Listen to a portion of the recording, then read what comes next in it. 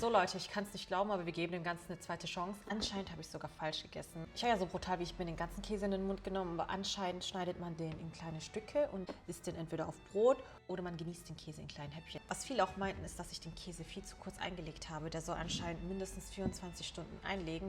Ich meine sogar in den Kommentaren 3 Tage gelesen zu haben, deswegen machen wir das heute noch. Also das Ganze nochmal von vorn.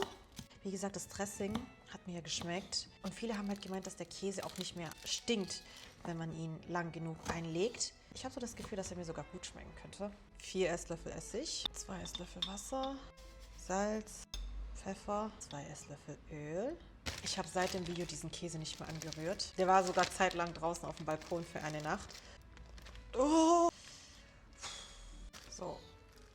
Anscheinend schneidet man den Käse jetzt in Scheiben und legt den dann ein. Oh, okay. Ich hoffe, das wird noch gut schmecken, ey. Oh, ich weiß, dass es nicht gut riecht. Warum rieche ich immer dran, ey? Kommt hier rein. So. Und dann wird das gute Ding noch geschüttet. Eid al-Massaga, wir sehen uns in 3 Tagen und dann essen wir das Ganze hier mit einem Stück Brot und Butter.